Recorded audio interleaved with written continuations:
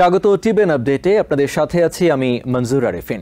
America থেকে আরও ৩১ জন বাংলাদেশকে ফেরত পাঠানো হয়েছে। সোমবার ফেরত পাঠানোর লোকজনের মধ্যে অনেকে জানিয়েছেন তাদের প্রায় ৬০ ঘন্টা ধরে হাতকড়া এবং পায়ে শেকল পরিয়ে রাখা হয়েছিল এবং তারপরই ঢাকায় আনা হয়।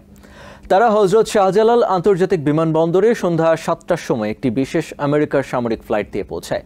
বিমানবন্দরে পৌঁছানোর পর বেসরকারি সংস্থা ব্র্যাক তাদের পরিবহন, জরুরি সহায়তা এবং প্রয়োজনীয় সহায়তা দেয়। ফেরত যাওয়া বাংলাদেশিদের মধ্যে বেশিরভাগই নোয়াখালীর, এছাড়া ছিলেন সিলেট, ফেনী, শরীয়তপুর, কুমিল্লা এবং অন্যান্য জেলার বাসিন্দারা। তারা জানান, ঢাকা বিমানবন্দরে পৌঁছানো পর্যন্ত শেকল এবং হাতকড়া খুলে দেওয়া হয়নি, এমনকি বিমানেও একই অবস্থায় রাখা হয়। ব্র্যাক জানিয়েছে, চলতি বছরে আমেরিকা মোট ২৫৭ জন বাংলাদেশকে ফেরত পাঠিয়েছে। তাদের অধিকাংশের সঙ্গে একই ধরনের আচরণ হয়েছে, তবে সব ফেরতের ক্ষেত্রে এমন হয়নি। উদাহরণস্বরূপ ২৮ নভেম্বর ফেরত যাওয়া ৩৯ জনকে হাতকড়া পরানো হয়নি।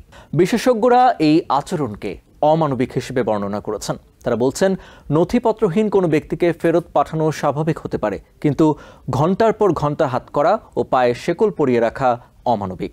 ৩১ জনের মধ্যে কমপক্ষে ৭ জন ব্রাজিলে যাওয়ার জন্য জনশক্তি কর্মসংস্থান এবং প্রশিক্ষণ ব্যুরোর ছাড়পত্র নিয়েছিলেন। ব্রাজিল থেকে তারা মেক্সিকো হয়ে অবৈধভাবে আমেরিকায় প্রবেশের চেষ্টা করেছিলেন। ফেরত যাওয়া একজন বাংলাদেশি তার অভিজ্ঞতা বর্ণনা করেছেন। তাদের বিমানেও প্রায় ৪০ ঘন্টা হাতকড়া ও শেকল পরিয়ে রাখা হয়েছিল। তার পা ফুলে গেছে। তাদের ব্যাগও দেয়নি, যার মধ্যে ডলার ছিল। ঢাকায় এসে শেকল খুলে দেওয়া হয়। তিনি আমেরিকার কারাগারে ২ মাস ৫ দিন ছিলেন বলে জানিয়েছেন।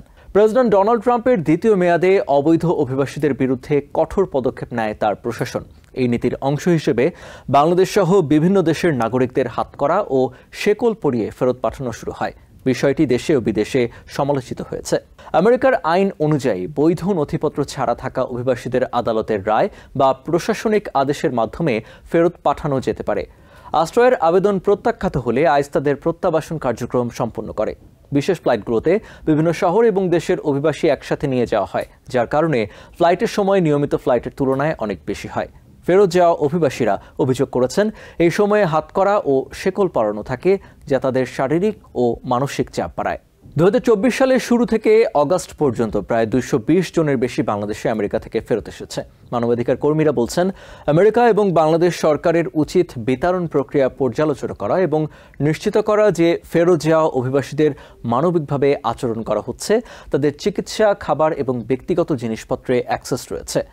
বিশেষজ্ঞরা সতর্ক করেছেন, এ ধরনের পুনরাবৃত্তি অবৈধ অভিবাসী শ্রমিকদের সরকারি বা বৈধ চ্যানেল অনুসরণে বিরত করতে পারে এবং সরকারি সমর্থিত বিদেশি কর্মী কর্মসূচির বিশ্বাসযোগ্যতা ক্ষুণ্ণ করতে পারে। তারা বলছেন, স্বচ্ছ নজরদারি, জবাবদিহিতা এবং শক্তিশালী নিরাপত্তা ব্যবস্থা প্রয়োজন, যাতে বিতরণ প্রক্রিয়ায় কোনো অপব্যবহার না হয়।